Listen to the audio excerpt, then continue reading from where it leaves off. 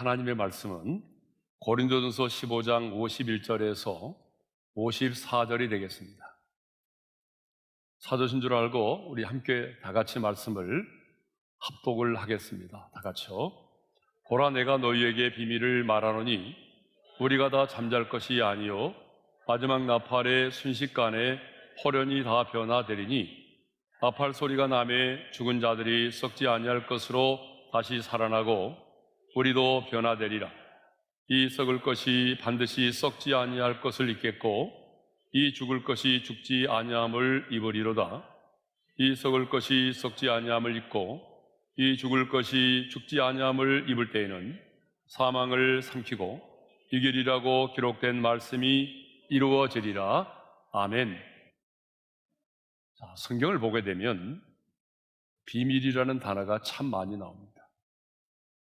신약 성경에만 해도 무려 28번이나 나옵니다. 대표적으로 복음, 예수 그리스도가 비밀이라고 사도 바울은 말하고 있죠. 자, 우리 골로새서 2장 2절의 말씀을 먼저 읽을까요? 다 같이요. 하나님의 비밀인 그리스도를 깨닫게 하려 함이니. 자, 골로새서 1장 27절의 말씀도 이렇게 말하고 있어요. 이 비밀은 너희 안에 계신 그리스도시니 곧 영광의 소망이니라. 그러니까 우리의 복음, 예수 그리스도가 비밀이라고 말씀하고 있습니다. 그런데 오늘 본문을 보게 되면요, 사도 바울이 또다시 비밀에 관하여 말하고 있어요. 51절 보니까 보라, 내가 너희에게 비밀을 말하노니. 보라는 말로 시작하고 있어요. 이 보라는 말은 무슨 말인가 하면 이 다음에 하고자 하는 말에 대해서 강조할 때에 사용되는 단어입니다. 그러니까 성경에 이런 표현들이 많이 나오잖아요. 보라, 새 것이 되었도다. 그때도 이 보라는 표현이 나오죠. 그러니까 지금 사도 바울은 내가 이제 비밀에 대해서 말할 텐데 그 비밀에 대해서 많은 사람들이 관심을 갖고 그리고 이 비밀에 대해서 정말 알기를 원한다. 그런 마음으로 보라라는 표현을 사용하고 있는 것이죠. 자, 그러면 사도 바울이 지금 강조하고 모든 사람들이 다 알기를 원하는 이 비밀은 무엇을 말할까요? 자, 먼저 결론적으로 말씀드리면 바울이 말하고 있는 이 비밀은 종말론적 진리에 관한 말씀입니다.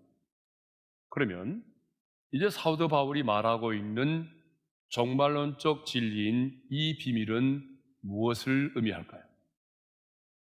자, 첫 번째 비밀은요, 죽음 그 이후입니다. 저와 여러분도 언젠가는 죽게 되죠? 여러분 그렇죠? 자, 언젠가 죽게 되는데, 자, 내가 죽게 되면 죽음 그 이후에는 어떤 일이 생겨날까? 여러분 궁금하시죠? 모든 사람들이 다 알고 싶어 하잖아요. 자, 그런데 오늘 본문을 보게 되면 사도 바울은 이렇게 말하죠. 죽음은 잔다, 자는 것이다 라고 말하고 있어요. 오늘 본문 51절 상반절의 말씀을 먼저 읽겠습니다. 다 같이요. 보라, 내가 너희에게 비밀을 말하노니 무리가 다 잠잘 것이 아니요. 이렇게 자는 것으로 말하고 있잖아요. 데살로니가전서 4장 13절의 말씀도 읽겠습니다. 다 같이요. 형제들아, 자는 자들에 관하여는 너희가 알지 못함을 우리가 원하지 아니하노니. 자, 원하지 않는다는 말은 알기를 원한다는 얘기잖아요. 뭘 알기를 원한다는 거죠? 자는 자들에 관한, 그러니까 죽음을 잔다라고 말하고 있어요. 그래서 이 잠과 죽음을 동의어로 사용하고 있습니다. 자, 우리 주님은요, 죽은 나사로를 살리러 가시면서 요한복음 11장 11절에서 이렇게 말씀하셨습니다. 다 같이요. 우리 친구 나사로가 잠들었도다. 그러나 내가 깨우러 가노라. 자, 나사로의 죽음을 잠들었도다라고 말씀하고 있어요. 자, 이렇게 성경은요, 죽음을 잔다, 또 죽은 자들을 잠자는 자들이다, 자는 자들이다, 그렇게 표현을 하고 있습니다. 그러면 왜 성경은 죽음을 잔다라고 그렇게 표현하고 있을까요? 그것은요, 죽음이 끝이 아니기 때문입니다. 잠을 자는 사람은요, 언젠가는 깨어나는 순간이 있습니다. 아무리 잠을 깊이 자는 사람도 반드시 깨어나는 순간이 있는 것처럼 죽은 사람도 반드시 깨어나는 부활의 순간이 있다는 것입니다. 그래서 성경은요, 우리의 죽음을 잔다, 그렇게 표현하고 있는 거죠. 그런데 많은 사람들은 죽음을 끝이라고 생각합니다. 그렇죠? 우리 주변에 많은 사람들이 죽음을 끝이라고 생각해요. 이렇게 죽음이 끝이라고 생각하니까 사람들은요, 인생을 살면서 좀 힘들고 고통스럽고 괴로운 일을 만나면 어떻게 생각하죠? 뭘 생각하죠? 가장 먼저 죽음을 생각해요. 죽어버릴까? 죽으면 이 모든 고통으로부터 해방되겠지. 죽으면 끝이 나겠지. 그래서 사람들은요, 언제나 죽음을 먼저 생각을 하는 거예요. 그러나 여러분, 절대로 죽음은 끝이 아닙니다. 또 다른 세계의 시작입니다. 여호와의 증인들은요, 사람이 죽음과 동시에 그 영혼이 멸절된다라고 가르치고 있어요. 성경에 나오는 사두개인들 있죠? 그 사두개인들 역시 사후의 세계를 믿지 않았어요. 그러니까 당연히 뭐예요? 부활도 믿지 않았죠. 불교에서는요, 전생을 믿어요. 그래서 죽음 이후로 사람이 죽게 되면 다시 태어난다는 거 아니겠습니까? 예를 들면은 이 세상에서 착한 일을 많이 하게 되면요, 다시 사람으로 태어나지만 어때요? 이 세상에서 못된 짓, 나쁜 짓을, 악한 일을 많이 하는 사람은요, 죽고 난 이후에 짐승으로 태어난다는 거 아니에요. 그래서 살생을 금하잖아요. 방생도 하고. 예. 얼마 전 뉴스를 보니까요, 태국에서 5살 쌍둥이 남매가 결혼식을 올렸어요. 근데 여러분 그 이유를 아세요? 쌍둥이 남매가 전생의 부부였는데 전생에 못다한 사랑을 이루기 위해서 이 현생에 남매로 태어났다는 것이에요. 그래서 이 부모가 이 5살 난 쌍둥이 남매를 결혼식을 시킨 거예요. 결혼식을 하도록 한 거예요. 그러나 여러분, 전생은 없습니다. 죽음 그 이후에 사람으로도 태어나지 않습니다. 짐승으로도 태어나지 않습니다. 이렇게 우리가 사는 세상에는 죽음 이후의 세계를 경험하지 못하기 때문에, 경험해 보지 않아서, 그렇죠? 또 과학으로 증명되지 않는다는 이유 때문에, 그렇죠? 영적인 세계는요, 과학으로 증명되지 않습니다. 그러니까 제가 볼 때는 아무리 과학 문명이 발달해도 영적인 세계에서 이루어지는 일들은 과학으로 증명하기가 쉽지 않습니다. 그래서인지 많은 사람들이 어떻습니까? 죽음 그 이후의 세계를 부정하거나 아예 무시하려고 하는 사람들이 정말 많이 있습니다. 자, 그러면 성경은 죽음 그 이후에 대해서 어떻게 말씀하고 있습니까? 우리 모두가 다 경험해야 될 일이니까 하나님의 사람인 우리는 알고 있어야 되죠. 죽음 그 이후에 어떻게 될 것인가? 여러분, 죽으면은요, 사람이 죽으면 그 영혼이 육체의 장막을 벗고 떠나게 됩니다. 다시 말하면 이 육체와 영혼이 분리되는 것을 죽음이라고 말하는 거예요. 예? 안 믿는 사람들도 그런 말 하잖아요. 뭐 혼이 나간다, 혼이 나갈 것 같다, 뭐 그런 말 하잖아요. 예? 그래서 이 육체는 내 영혼을 담고 있는 그릇인데 이 육체와 영혼이 분리되는 것이 죽음입니다. 부자와 거지 나사로를 보십시오. 부자는요, 아주 좋은 옷을 입고 날마다 호화로 연락하면서 인생을 즐기며 살다가 이 세상을 떠났습니다. 지금 우리가 사는 이 세상의 부자들도 마찬가지죠. 부자는 부자로서 여유를 가지고 인생을 즐기며 살죠. 예. 반면에 거지 나사로는요, 아주 배고픈 배를 움켜쥐고 아무도 돌봐주는 사람도 없이 쓸쓸하게 죽었습니다. 그런데 중요한 것은 부자도 죽었고 그의 집에서 떨어지는 부스러기로 연명하던 거지 나사로도 죽었다는 거죠.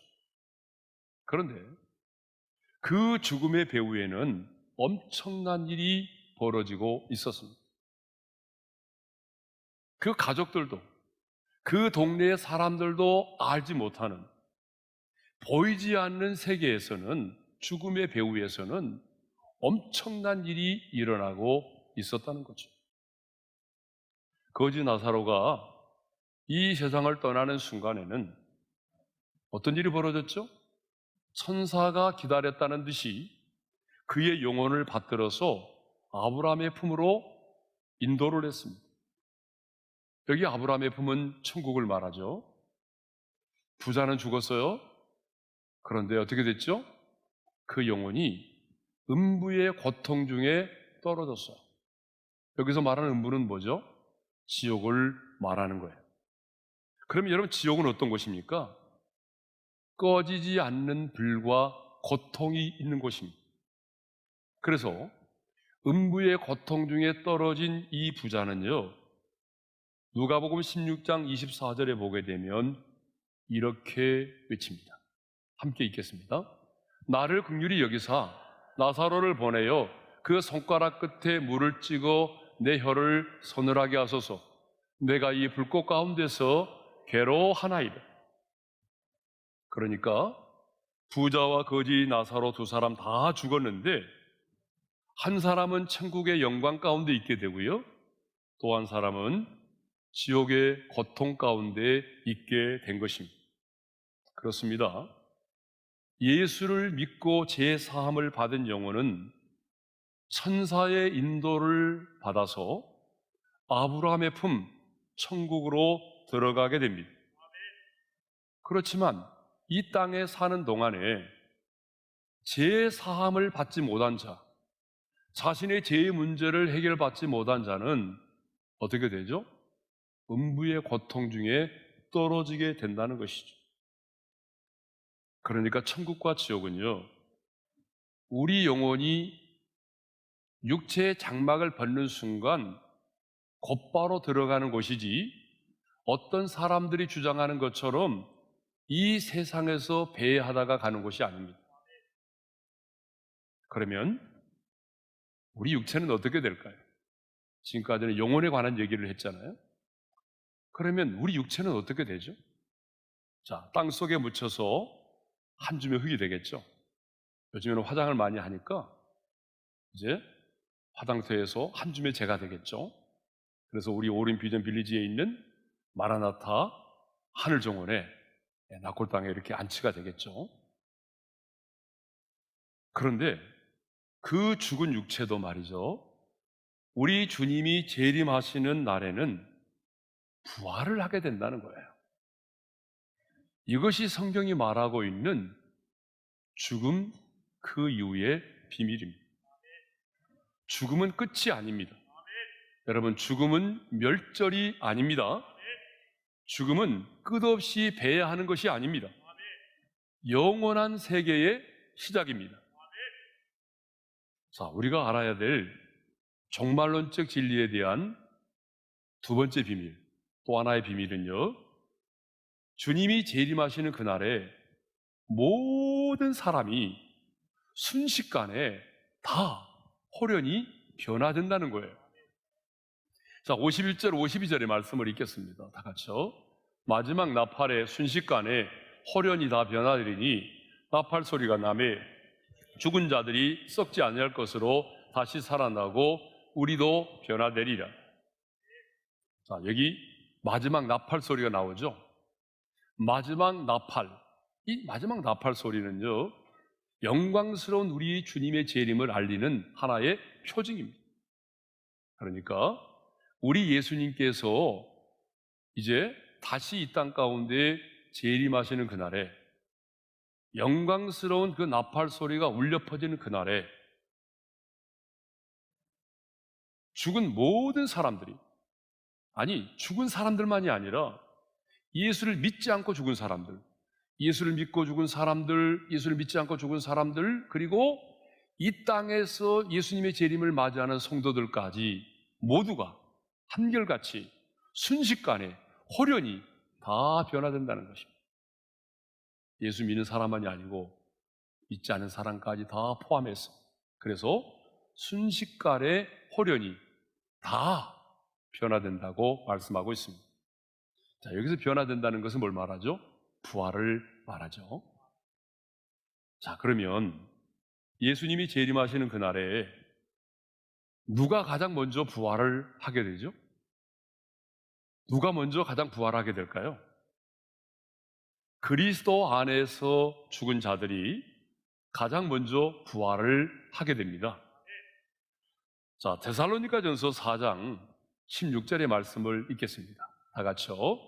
주께서 호령과 천사장의 소리와 하나님의 나팔 소리로 친히 하늘로부터 강림하시리니 그리스도 안에서 죽은 자들이 먼저 일어나고. 자, 누가 먼저 부활한다고 그랬어요? 그리스도 안에서 죽은 자들이 먼저 일어나고 먼저 부활하고 그 말이죠. 그러면 그리스도 안에서 죽은 자들은 누구를 말하죠? 그리스도 안에서 죽은 자들은요, 그리스도에게 속한 자들을 말합니다. 그래서 23절에 보게 되면 이렇게 말씀하고 있어요. 읽겠습니다. 시작. 그러나 각각 자기 차례대로 되리니 먼저는 첫 열매인 그리스도요, 다음에는 그가 강림하실 때에 그리스도에게 속한 자요. 자, 2000년 전에 우리 예수님이 사망 권세를 깨뜨리시고 부활의 첫 열매로 부활하셨죠. 자, 주님은 부활의 첫 열매로 부활을 하셨습니다. 그리고 이제 우리 주님이 재림하시는 그날에 그리스도 안에서 죽은 자들, 그리스도에게 속한 자들이, 그리스도에게 속한 지체들이 어떻게 돼요? 가장 먼저 부활을 하게 된다는 거죠. 자, 그러면요, 이 그리스도에게 속한 자들, 그리스도 안에서 죽은 자들이 부활을 하게 되는데 어떠한 모습으로 부활을 하게 될까요? 네? 자, 첫째로 썩지 아니할 것으로 다시 살아나게 됩니다. 53절의 말씀이죠. 우리 함께 읽겠습니다. 다 같이요. 이 썩을 것이 반드시 썩지 아니할 것을 입겠고 이 죽을 것이 죽지 아니함을 입으리로다. 자, 여기서 썩을 것은 우리 육체를 말합니다. 그러니까 우리 육체가 썩지 아니함을 입게 된다는 거죠. 자, 우리 육체가 썩지 아니함을 입게 된다는 걸 뭘 의미하죠? 죽지 않는다는 얘기예요. 자, 우리 육체는요, 아담과 하와가 범죄하여 타락한 이후에 아담의 후손으로 태어난 모든 인간들은 한 사람도 예외 없이 어떻게 하게 돼 있어요? 육체가 썩게 돼 있어요. 늙고 병들고 죽게 돼 있어요. 우리가 아무리 어떤 노력을 다 하더라도 반드시 우리 육체는요, 어때요? 늙고 죽고 썩게 되어 있습니다. 그런데 이제는 썩지 아니할 것으로 다시 살아난다는 거예요. 42절의 말씀을 읽겠어요. 다 같이요. 죽은 자의 부활도 그와 같으니 썩을 것으로 심고 썩지 아니할 것으로 다시 살아나며. 그래서 사도 요한은 천국을 우리에게 말하면서 이렇게 말하죠. 모든 눈물을 그 눈에서 닦아주시니 다시는 뭐가 없고요? 사망이 없다. 다시는 죽지 않아요. 다시 죽지 않는 그 몸으로 우리가 살아나는 거죠. 자, 이것을 보게 되면 부활은요, 재생이 아닙니다. 재생이란 뭐예요? 단지 사람이 죽었다가 원래의 상태로 되살아나는 것을 재생이라고 말하죠. 자, 성경에 보게 되면 나사로가 죽은 지 나흘 만에 살아났죠. 그런데 우리는 나사로의 무덤에서 나흘 만에 살아난 것을 부활이라고 말하지 않아요. 재생이라고 말해요. 그 이유가 뭐죠? 여러분, 나사로가 무덤에서 살아나왔지만 나사로는요, 다시 죽어야만 했기 때문이죠. 그래서 우리는 이것을 부활이라고 말하지 않아요. 재생이라고 말하는 거죠. 부활은요, 전혀 다른 차원의 몸으로 변화되는 것입니다. 다시 죽지 않는 완전한 생명으로 살아나는 것입니다. 아담의 타락으로 인해서요, 창조의 질서가 무너졌잖아요. 창조의 질서가 무너졌거든요. 그런데 이제 어떻게 되죠? 부활로 인해서 창조의 질서가 완전하게 회복이 되는 것입니다. 그러니까 부활은요, 결코 재생이 아닙니다. 예? 부활은 환상이 아니에요. 예? 부활은 환생도 아니죠. 부활하신 예수님을 보십시오. 분명히 살과 뼈가 있었잖아요. 그래서 이리 와서 만져보라고 하셨잖아요. 심지어는 구운 생선을 잡수시기까지 하셨잖아요. 우리 주님이 다시 오시는 그날에 여러분, 그날 우리의 죽은 몸은요, 썩지 아니함을 잊게 될 것입니다. 결코 다시 죽지 않는 완전한 생명으로 다시 살아날 것입니다. 자, 두 번째로는요, 영광스러운 몸으로 다시 살아나게 됩니다. 43절 상반절의 말씀을 읽겠습니다. 다 같이요. 욕된 것으로 심고 영광스러운 것으로 다시 살아나며.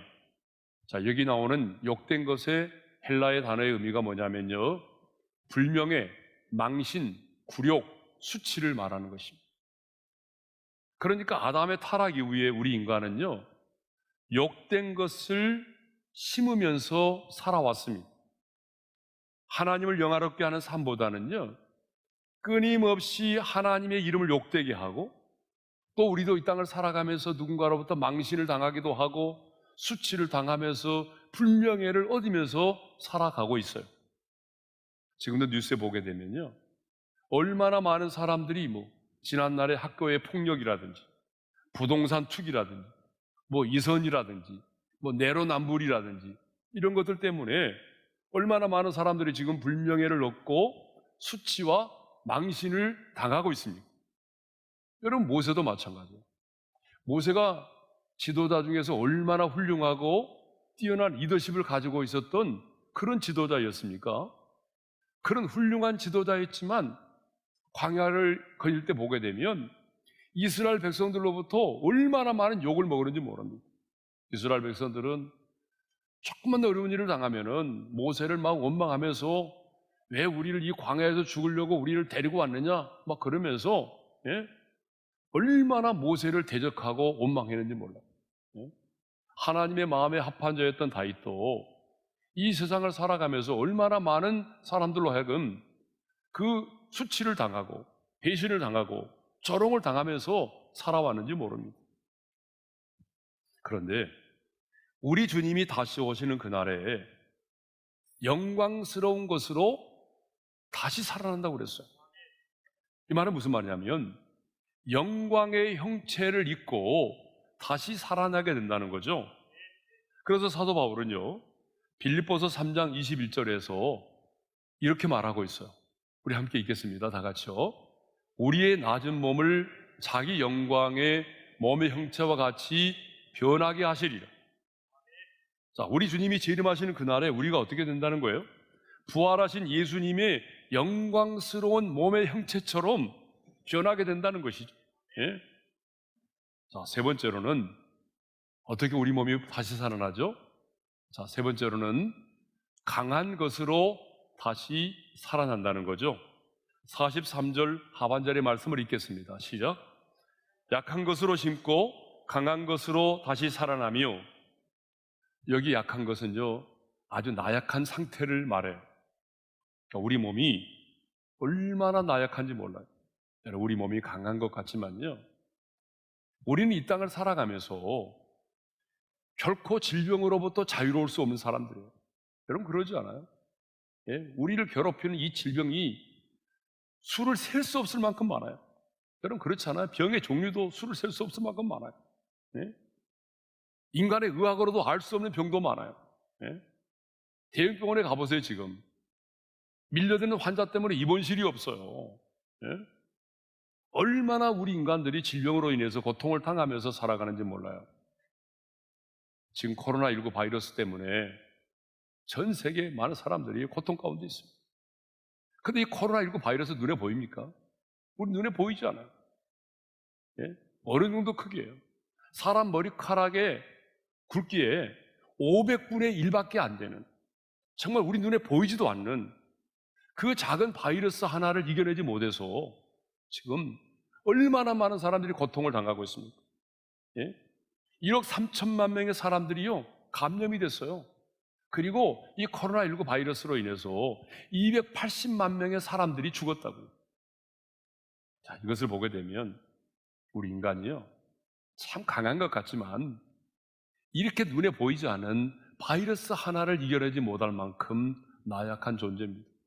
우리 육체만 그런 게 아니고요, 우리는 선하게 살고자 하는 마음이 있지만 또 그렇게 살지 못하는 연약함을 가지고 있어요.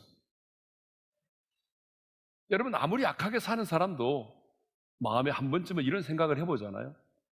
나도 좀 선하게 살아야지. 나도 좀 베풀면서 사랑을 하면서 누군가를 좀 도와주면서 살아야지. 이런 생각을 안 해본 사람이 어디 있겠어요? 예? 예전에 신창호지도 남의 걸 도둑질해가지고 선한 일도 했잖아요. 예? 아무리 약한 사람도요, 늘 마음속에 한두 번쯤은 나도 좀 선하게 살아야지 하는 그런 바람을 갖고 있다고. 그런데 어떻습니까? 다 우리가 선하게 살고 싶어하는 마음을 갖고 있지만 우리 마음의 소원대로 그렇게 선하게 살고 있나요? 그렇지 못하잖아요. 예? 내가 원하는 대로 살고 있지 못해요. 그러니까 우리는 늘 후회하면서 또 넘어지기도 하고, 어떤 사람은 그것이 이제 중독이 돼가지고 고통 가운데 살아가잖아요. 사도 바울도 보십시오. 다른 사람의 병을 얼마나 많이 고쳤어요. 예? 정말 많은 사람들이 바울을 만나서 고침을 받았잖아요. 심지어는 죽은 사람도 살렸잖아요. 유두고라는 청년이 졸다가 떨어져 죽었는데 그 죽은 사람도 살렸잖아요. 아니, 남의 병을 고치고 죽은 사람도 살렸던 사도 바울도 여러분 이런 고백을 했어요. 자, 함께 읽겠습니다. 다 같이요. 내가 원하는 바 선은 행하지 아니하고 도리어 원하지 아니하는 바 악을 행하는도다. 이게 누구의 고백이죠? 바울의 고백이에요. 예? 원하는 바 선은 행하지 아니하고 원치 아니하는 바 악을 행하는도다. 여러분, 이것이 우리 인간의 연약함이에요. 자, 이렇게 우리 인간은 연약합니다. 그러나 우리 주님이 다시 재림하시는 그날은 우리 몸이 어떻게 될까요? 우리 몸이 어떤 병에도 걸리지 않는 강한 몸이 될 것입니다. 우리 육체만이 아니라 도덕적으로나 혹은 경건함에 있어서도 완벽하게 되는 존재로 다시 살아날 것입니다. 그래서 계시록을 보게 되면요, 이렇게 말해요. 아픈 것이 다시 있지 아니하리니. 응? 자, 마지막 네 번째로는요, 신령한 몸으로 다시 살아납니다. 44절 상반절의 말씀을 읽겠습니다. 시작. 육의 몸으로 심고 신령한 몸으로 다시 살아나나니. 자, 육의 몸은 뭘 의미하죠? 여기서 말하는 육의 몸은요, 앞에서 언급했던 세 가지, 썩고 약하고 욕된 것을 다 포함하고 있는 의미예요. 이것이 우리 육이죠. 그런데 우리 주님이 오시는 그날에는요, 우리의 몸이 신령한 몸으로 다시 살아난다는 거예요. 신령한 몸이 뭐예요? 하나님의 영, 성령님이 지배하시는 그런 신령한 몸으로 우리가 다시 살아납니다. 그러므로 신령한 몸은요, 먹어도 되고 먹지 않아도 되는 몸입니다. 신령한 몸은요, 시집 가거나 장가를 가지 않는 몸입니다. 신령한 몸은요, 시간과 공간의 지배를 받지 않는 몸입니다. 그러니까 예수님의 제자들이요, 예수님이 죽고 난 이후에 문을 꼭꼭 걸어 잠그고 숨어 있었잖아요. 그런데 우리 주님은 문을 열지도 않고 그 자리에 나타나셨잖아요. 이게 바로 시간과 공간의 지배를 받지 않는 신령한 몸을 말하는 거죠. 자, 이렇게 우리 주님이 다시 재림하시는 그날에 우리의 죽은 몸이 썩지 않고, 그리고 영광스럽고 강하고 신령한 몸으로 다시 살아나게 됩니다. 자, 그러면 예수를 믿지 않고 죽은 자들은 어떻게 될까요? 이렇게 말하면, 목사님 복잡하게 그것까지 알 필요가 뭐 있어요? 뭐 이런 분도 있겠지만, 그래서인지 몰라도 성경은 예수를 믿지 않고 죽은 자들의 부활에 대해서는요, 자세하게 언급하고 있지 않아요. 근데 저는요, 죽을 때 그 모습으로 다시 살아나지 않을까, 제 나름대로는 그렇게 생각하고 있거든요. 근데 요한복음 5장 29절에서 주님은요, 왜 예수를 믿지 않은 자들이 부활을 해야 되는지 그 이유를 분명하게 말씀하고 있어요. 요한복음 5장 29절의 말씀을 읽겠습니다. 시작. 선한 일을 행한 자는 생명의 부활로, 악한 일을 행한 자는 심판의 부활로 나오리라. 자, 여러분 여기서 착각하시면 안 돼요. 선한 일을 행한다, 선한 일을 행하는 자는 생명의 부활로, 악한 일을 행하는 자는 심판의 부활로 나오리라. 그러면 여기서 말하는 선한 일과 악한 일은 뭐죠? 자, 선한 일을 행하는 자는요, 하나님의 선한 일을 믿는 자를 말해요. 그러면 하나님의 선한 일은 뭘까요? 언제나 우리가 성경을 해석하려면요, 문맥에 의한 해석을 해야 돼요. 그 문맥에서 답을 찾아야 되잖아요. 그죠? 자, 그래서 예수님은요, 이 요한복음 5장 24절에서 이렇게 말씀을 하셨습니다. 읽겠습니다. 시작. 내가 진실로 진실로 너에게 이르노니 내 말을 듣고 또 나 보내신 이를 믿는 자는 영생을 얻었고 심판에 이르지 아니하나니 사망에서 생명으로 옮겨느니라. 여러분, 누가 영생을 얻고 심판에 이르지 아니하고 사망에서 생명으로 옮겼다고 말하죠? 내 말을 듣고 또 나 보내신 이를 믿는 자를 말해요. 자, 그러면 이제 정리가 되죠. 악한 일을 행하는 자는요, 하나님의 선한 일을 믿지 않는 자를 말해요. 그러면 하나님의 선한 일이 뭐죠? 하나님께서 우리의 구원을 위하여 이 땅 가운데 보내주신 구주 예수 그리스도를 믿지 않는 걸 말하는 거예요. 그러니까 하나님의 선한 일은 뭐죠? 하나님이 우리를 위하여, 우리를 구원하기 위해서 자기 아들 예수 그리스도를 이 땅 가운데 보내신 일이 하나님의 선한 일입니다. 그러면 악한 일은 뭐죠? 하나님이 우리를 구원하기 위해서 이 땅 가운데 보내신 예수 그리스도를 믿지 않는 것이 가장 악한 일이에요. 그러니까 예수를 믿지 않는 자가 부활을 하게 되는 단 하나의 이유, 단 하나의 목적이 뭐예요? 심판을 받기 위해서라는 거죠. 그래서 예수 믿지 않은 자는, 안타깝지만 예수를 믿지 않은 자는 이미 지옥에 가 있는 영과 다시 부활하게 되는 그 몸이 완전히 하나가 돼서 하나님의 보좌, 백보좌의 앞에서 심판을 받게 되는 것입니다. 자, 그러면 살아있는 동안에, 이렇게 살아있는 동안에 예수님의 재림을 맞이하게 되는 성도들은 어떻게 될까요? 만일에 우리가 이 땅에 살아있는 동안에 예수님이 재림하셨어요. 그럼 우리 어떻게 되죠? 자, 궁금하시죠? 이렇게 말씀하고 있어요. 우리도 변화되리라. 자, 한번 따라서 봅시다. 우리도 변화되리라. 사도 바울과 초대교회 성도들은요, 바울이 이 편지를 쓸 때는요, 자신들이 살아있는 동안에 예수님이 재림하실 것을 믿고 있었어요. 우리가 죽고 난 다음이 아니라 살아있는 동안에 분명히 예수님이 재림하실 것이다, 이렇게 믿고 있었거든요. 예? 그렇기 때문에 뭐라고 표현하죠? 우리도 변화되리라. 살아서 예수님의 재림을 맞이하는 그 하나님의 사람들도 어떻게 된다는 거죠? 변화된다는 거죠. 예? 만일에 말이죠, 주님이 지금 재림하셨는데 우리가 변화되지 않는다면 어떻게 될까요? 변화되지 않았어요. 근데 여러분의 지금 몸은 어떤 몸이죠? 죽고 병들고 약하고 재성이 있고 그런 몸이잖아요. 시간과 공간의 지배를 받는 그런 몸이잖아요. 그런데 예수님이 재림하셨어요. 근데 여러분이 천국에 들어가면 살 수 있을 것 같아요? 적응할 수 있을 것 같아요? 여러분 적응 못하죠. 여러분 적응이 할 수가 없는 거예요. 여러분 한번 생각해 봐요. 자, 주님이 재림하셨어요? 그러면 내가 주님의 나라에 갔어요. 영광스러운 하나님의 나라에 갔어요. 근데 내가 그곳에 가서 늙어요. 배가 고파요. 병들어요. 바이러스 걸렸어요. 예? 막 주름도 생겨요. 보톡스 맞아요? 어떻게 할 거예요?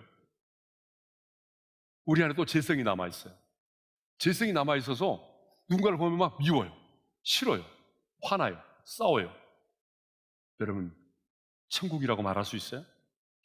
그러니까 주님이 재림하시는 날에 우리도 순식간에 변화되어야 합니다. 변화되지 않으면 여러분 우리는 하나님의 나라에 들어가서 생존 자체가 불가능해요. 예? 그렇기 때문에 이 땅에서 주님의 재림을 맞이하는 성도들도 어떻게 된다고요? 순식간에 홀연히 변화되는 것입니다. 이제 마지막 세 번째 비밀을 잠깐 언급을 하겠습니다. 자, 우리가 알아야 될 세 번째 비밀은요, 사망이 생명에 삼킨 바 된다는 거죠. 굉장히 좀 포괄적인 말이에요. 자, 오늘 보면 54절의 말씀을 읽겠습니다. 다 같이요. 이 썩을 것이 썩지 아니함을 입고 이 죽을 것이 죽지 아니함을 입을 때에는 사망을 삼키고 이기리라고 기록된 말씀이 이루어지리라. 사망을 삼키고 이기리라고 하는 말씀은 사망이 생명에 의해서 삼킨 바 된다는 것을 말하는 거죠. 그래서 고린도후서 5장 4절에 이런 말씀이 있습니다. 다 같이 읽겠습니다. 시작. 죽을 것이 생명에 삼킨 바 되게 하려 함이라. 그러니까 썩을 몸이 썩지 아니함을 입을 때에는, 부활할 때는 그 말이죠, 사망은 생명에 영원히 삼킨 바 된다는 것입니다. 하나님은 일찍이 이사야 선지자를 통해서 이런 놀라운 예언을 하셨어요. 우리 함께 읽겠습니다. 다 같이요. 사망을 영원히 멸하실 것이라. 사망을 영원히 멸하실 것이라고 말씀하셨어요. 그리고 주님은 이제 부활의 첫 열매가 되셨는데 여전히 사망은 어때요? 우리 가운데 영향을 미치고 있어요. 그렇잖아요? 여러분 예수 믿고 우리가 거듭났잖아요. 그러면 그 부활의 생명으로 내 영혼이 거듭났거든요. 그러면 내 영은 지금 부활한 거죠. 그렇지만 우리 육체는 어떻습니까? 죽어야 되는 거죠. 예? 그런데 주님이 다시 오시는 그날에는 어떤 일이 벌어지는 거죠? 이제 사망이 생명에 삼킨 바 되므로 사망이 영원히 멸망을 당하게 된다는 것입니다. 우리 주님 다시 오시는 그날에 부활로 인하여 사망이 완전히 정복되고 성도들은 그 사망의 권세에서 완전히 해방이 되는 것입니다. 이 세상에요, 죽음보다 무서운 건 없어요. 그렇죠? 죽음이 얼마나 무섭습니까? 죽음이 얼마나 두렵습니까? 여러분, 죽음은 내 인생의 최고의 원수예요. 하지만 빛이 임하면 어둠이 물러가듯이 죽음의 권세가 아무리 강해도 부활의 생명이 임하면 죽음은 떠나갈 수밖에 없습니다. 어둠이 빛을 감싸지 못하는 것처럼 죽음도 생명을, 부활의 생명을 더 이상 가두어둘 수가 없는 것입니다. 이것이 우리가 알아야 될 비밀이죠. 그래서 죽음 그 이후의 비밀을 알았던 하나님의 사람들은 아무렇게나 살지 않았습니다. 죽음 그 이후의 비밀, 세상의 사람들이 알지 못하는 이 신비한 비밀, 세상의 과학과 문명으로도 밝혀질 수 없는 이 신비한 비밀을 알았던 하나님의 사람들은요, 아무렇게나 살지 않았어요. 죽음 그 이후의 비밀을 알았던 하나님의 사람들은요, 당당하게 살았어요. 죽음을 두려워하지 않았어요. 죽음 앞에 겁을 내지 않았어요. 예? 세상이 감당할 수 없는 사람으로 살았어요. 이 죽음 그 이후의 비밀을 알았던 사도 바울은 죽음을 향해서 이렇게 외쳤어요. 다 같이 읽겠습니다. 사망아, 너의 승리가 어디 있느냐? 사망아, 내가 쏘는 것이 어디 있느냐? 그렇다면 이 비밀을 아는 우리도 최후의 원수인 사망을 향해서, 아니 시시각각 내게 다가오고 있는 그 죽음을 향하여 우리도 외칠 수 있어야 됩니다. 바울처럼 동일하게 사망아, 너의 승리가 어디 있느냐? 사망아, 내가 쏘는 것이 어디 있느냐?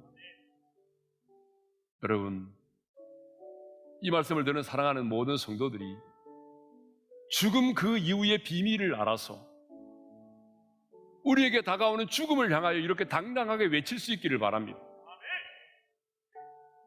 죽음 그 이후의 비밀을 알았던 사람들이 죽음 앞에 겁을 내지 않고 두려워하지 않고 당당하게 살았던 것처럼 이 말씀을 들은 모든 성도들이 죽음의 권세 앞에 무릎 꿇지 않고 부활의 생명을 가진 자로서 당당하게 살아갈 수 있기를 주님의 이름으로 축원합니다. 자, 주신 말씀 마음에 새기면서 우리 찬양할 텐데요, 주님께 영광 다시 사신 주, 찬송가 1절과 2절만 우리 함께 박수치면서 부활의 기쁨을 가지고 찬양하겠습니다.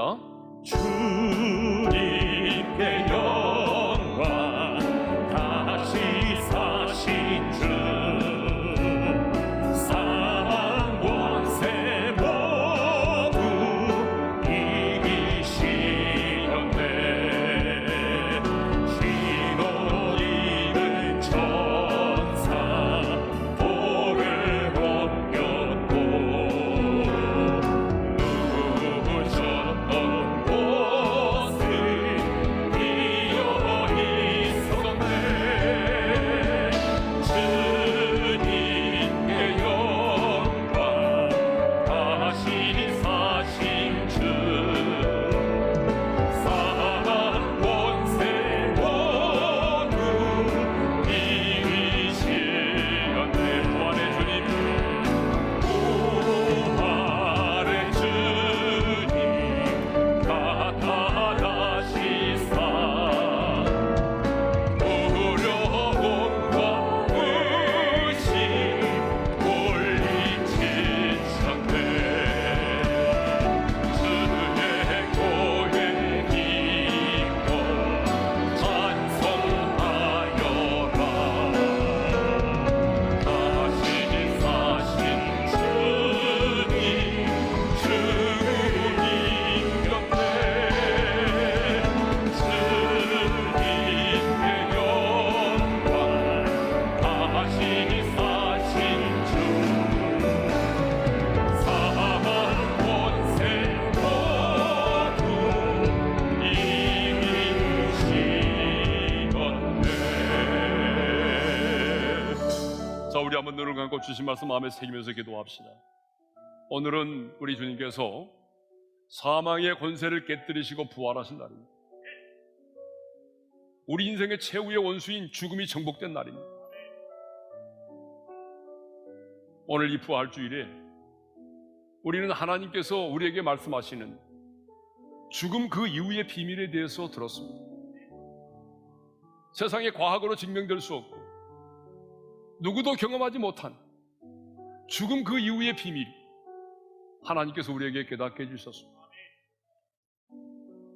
주님이 내 영혼을 부르시면 우리의 영혼은 내 육체의 장막을 벗고 천사의 인도를 받아서 주님의 품에 안기게 될 것입니다. 우리 주님이 재림하시는 그날에 우리는 호련히 변화되어 부활하게 될 것입니다. 썩지 않는 몸으로, 강한 몸으로, 영광스러운 몸으로, 신령한 몸으로 다시 부활하게 될 것입니다. 아니, 살아있는 동안에 우리 주님을 맞이하게 된다면 우리 역시 호련히 변화되어서 주님을 맞이하게 될 것입니다. 이 비밀을 알았던 사람들은 아무렇게나 살지 않았습니다. 이 비밀을 알았던 사람들은 세상이 감당할 수 없는 사람으로 살았습니다. 죽음 앞에 두려워하지 않았습니다. 저는 오늘 이 말씀을 들은 죽음 그 이후의 비밀을 깨달은 모든 성도들은 이제부터 죽음 앞에 겁을 내는 것이 아니라, 죽음을 두려워하는 것이 아니라 세상이 감당할 수 없는 사람으로 당당하게 살아갈 수 있기를 바랍니다. 오늘 주신 말씀 붙들고 우리 주여 한번 외치고 부르짖어 기도하며 나가겠습니다. 주여, 할렐루야. 우리 아버지 하나님 감사합니다. 오늘도 우리에게 이 부활주일에 정말 세상이 알 수 없는 죽음 그 이후의 비밀을 우리에게 깨닫게 해주시니 참으로 감사합니다. 주님, 이제 죽음 그 이후의 비밀을 성령님 깨닫게 도와주셔서 죽음 이후에 일어날 이 모든 일들을 우리가 믿음의 눈으로 확신하고 바라보게 도와주셔서 하나님, 죽음 앞에 겁을 내지 말게 도와주시고 죽음 앞에 두려워하지 말게 도와주시고 정말 세상 사람들이 각 세상에서 사람이 감당할 수 없는 그런 하나님의 사람으로 당당하게 살아갈 수 있도록 은혜를 베풀어 주시옵소서.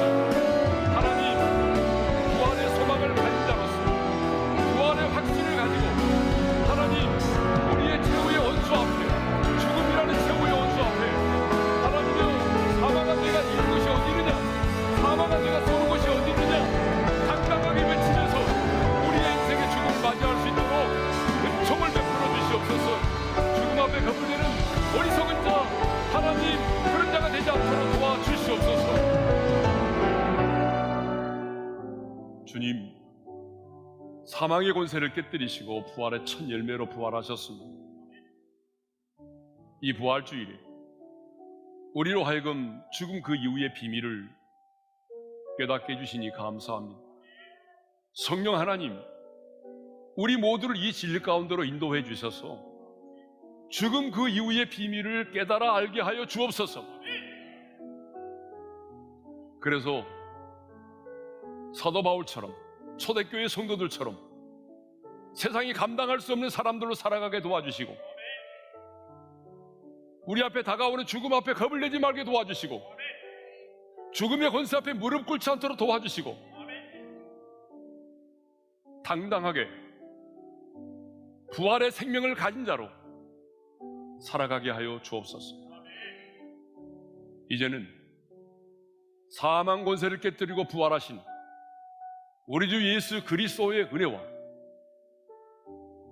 독생자를 아낌없이 이 땅 가운데 내어주신 하나님 아버지의 그 무한하신 사랑하심, 성령님의 감동, 감화, 교통하심, 죽음 그 이후의 비밀을 깨닫고 죽음 앞에 두려워하지 않고 우리에게 다가오는 죽음을 향해서 사망아 너의 승리가 어디 있느냐, 사망아 내 쏘는 것이 어디 있느냐 당당하게 죽음 앞에 외치면서 세상이 감당할 수 없는 사람으로 살기를 소망하는 모든 성도들 위해 이제로부터 영원토록 함께 하시기를 축원하옵나이다. 아멘.